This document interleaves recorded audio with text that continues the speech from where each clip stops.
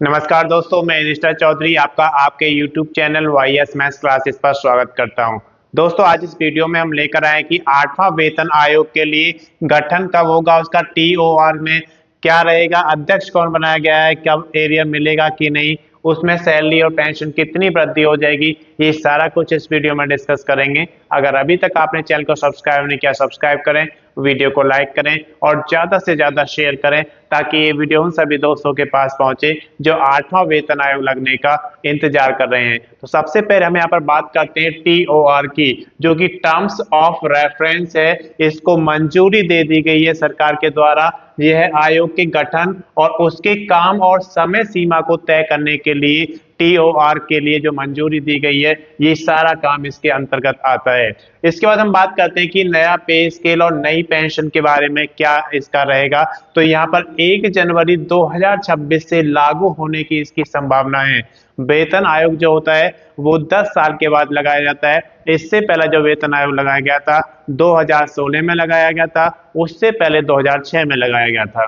तो यहीं अगर फायदे की बात करते हैं तो इससे लगभग 50 लाख केंद्रीय कर्मचारी और लगभग 65 लाख पेंशनधारियों को इससे फायदा मिलने वाला है।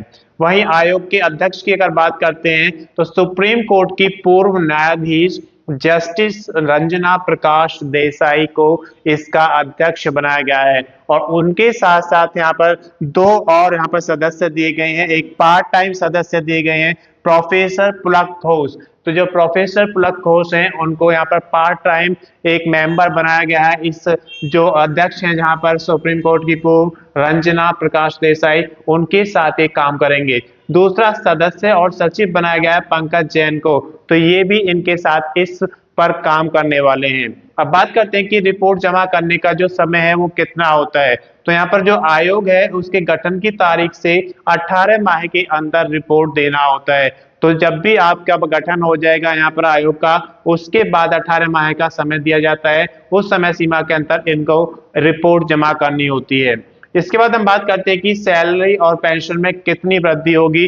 तो यहाँ पर 30% से 55% की वृद्धि होने की संभावना है। इसके बाद हम बात करते हैं फिटमेंट फैक्टर की। तो फिटमेंट फैक्टर क्या होता है? एक मल्टीप्लायर होता है जिसे मौजूदा मूल वेतन पर लगाया जाता है और उसके लागू करने के बाद जो नया मूल वेतन है वो तय किया जाता है।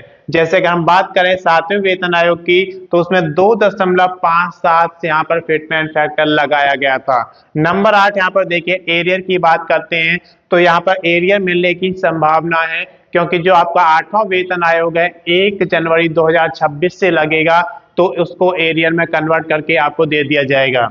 इसके बाद हम बात करते हैं कि आयोग को देश की आर्थिक स्थिति और विकास कार्यों का ध्यान रखना होगा कि देश की आर्थिक स्थिति कैसी है और विकास कार्यों में कितना खर्च होने वाला है। इन सभी चीजों को ध्यान में रखते हुए फिटमेंट फैक्टर को यहाँ पर लागू करना होगा। उसके बाद हम बात करते हैं कि क्या सिफारिशों का राज्य सरकारों पर असर पड़ेगा। जी हाँ, इससे राज्य सरकारों पर असर पड़ेगा क्योंकि आयोग को अपनी सिफारिशों का राज्य सरकारों के वित्त पर पड़ने वाले प्रभाव पर विचार करना होगा। क्योंकि जब 8वां वेतन आयोग लगेगा केंद्रीय कर्मचारियों का, तो यहाँ पर राज्य सरकार को भी 8वां वेतन आयोग लागू करना होगा, जिससे कि उनके वित्त पर यहाँ पर फर्क पड़ेगा। इसके बाद हम बात करते हैं कि न्यूनतम वेतन। हमने यहाँ पर एग्जाम्पल लिया है कि इस समय मान लीजिए आपकी न्यूनतम बेसिक सैलरी 18,000 रुपए है और जो बेसिक प्लस डीए 58% आपको मिलता है, तो 28,440 रुपए आपका हो जाता है बेसिक प्लस डीए।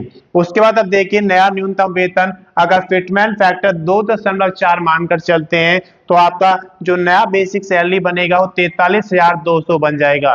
तो अब देखिए सैलरी में कितना वृद्धि हुआ। अभी आपको कितना मिलता है 28,440 और यहाँ पर आपका कितना हो जाएगा 43,220। तो अंतर कितना हुआ, इसमें से माइनस करेंगे 14,760। अब इस 14,760 की जो वृद्धि हो रही है वो 28,440 पर है, तो कितना प्रतिशत हो जाएगा 51.89% लगभग ये होता है। तो इस तरीके से आप देख सकते हैं कि जो आपका वेतन आयोग है 8वां लगने पर जो सैलरी है वो 50% के आसपास तक बढ़ सकती है। क्योंकि फिटमेंट फैक्टर यहाँ पर 2.46 लगने की संभावना दर्शाई जा रही है। तो अगर 2.46 लगता है तो ये लगभग 54 या 55% वृद्धि आपकी सैलरी में हो जाएगी। मैं समझता हूँ कि इस वीडियो के माध्यम से 8वें वेतन आयोग के बारे में आपको जानकारी मिल गई होगी। अगर अभी तक आपने चैनल को सब्सक्राइब नहीं किया, सब्सक्राइब करें, वीडियो को लाइक करें और ज़्यादा से ज़्यादा शेयर करें ताकि ये वीडियो उन सभी दोस्तों के पास पहुंचे जो 8वां वेतन आयोग लगने का इंतजार कर रहे हैं। अगर आपने पिछला वीडियो नहीं देखा है तो उसका लिंक मैं इसके डिस्क्रिप्शन में शेयर कर दूंगा, आप वहां से देख सकते हैं।